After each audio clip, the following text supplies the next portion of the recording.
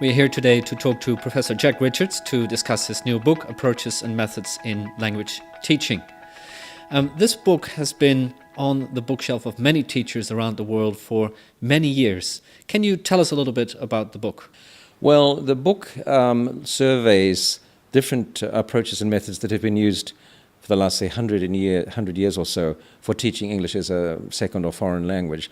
Most graduate programs for teachers require teachers to do two kinds of courses. One is a methodology course, which looks at principles and practices for teaching reading, writing, grammar, pronunciation, and so on. This is not that kind of book. This is a book that looks at specific general methods that have been used to teach English over the last 100 years, and in particular the ones that are still prominent today. So the first edition of this book came out in 1986, and there has been a second edition since. Why the need for a third edition now?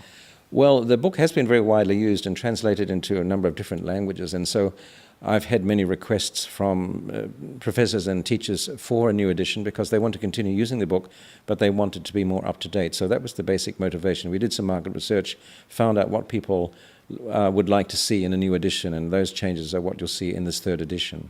So apart from refreshing the content, what are some of the other changes that you have made to the book? There are several new chapters, at least 3 or 4 totally new chapters. There are now discussion questions at the end of each chapter. There are also some examples of commercial materials based on these methods attached to some of the chapters.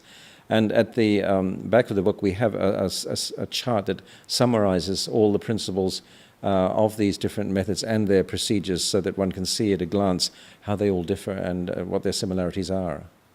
Now, the book was co-authored with Theodore Rogers and yourself. How did you manage being in 2 different locations? Well, it's true.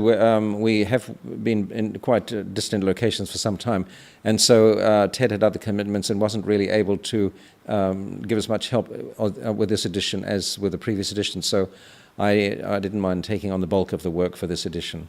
Some readers would say, aren't we in a post-methods period now? Why do we still need a book on methods in language teaching?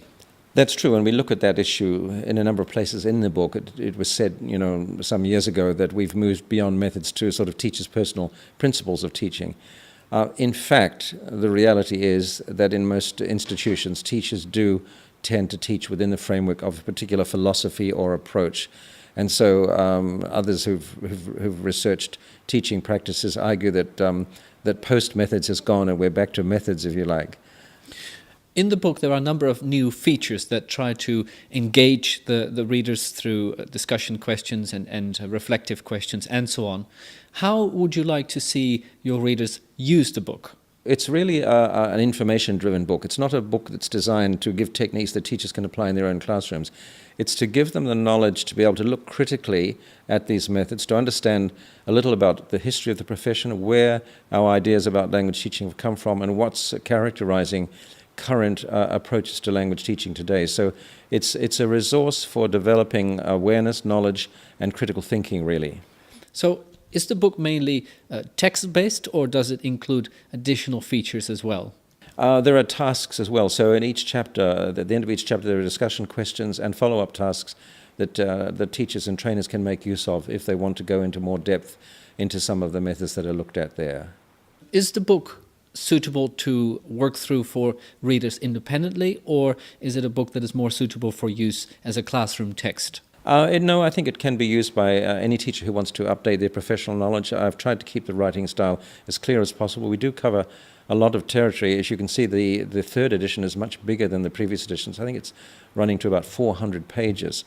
And that's partly because of the additional new content, the 4 new chapters, plus some of the other chapters needed extensive revision. The chapter on learning theories, for example, since so much has gone on in that area, needed extensively updating. Can you give us some examples of the new chapters, the new content that you have included in the book? Right. Well, to bring the book up to date, I've added chapters on the Common European Framework, content and language integrated learning, text-based teaching, and I've also, towards the end of the book, looked at the role of learners, the role of teachers, and the role of the curriculum. So we have a whole chapter on learners and methods, a chapter on teachers and methods, how teachers, if you like, reinvent methods based on principles and philosophies. And also we look at, in the very last chapter of the book, on a sort of connecting methods to the nature of a language curriculum and the different ways these interface, if you like. So those are some of the new things that have added substantial amount of content to the book. A wonderful achievement. Thank you very much, Jack.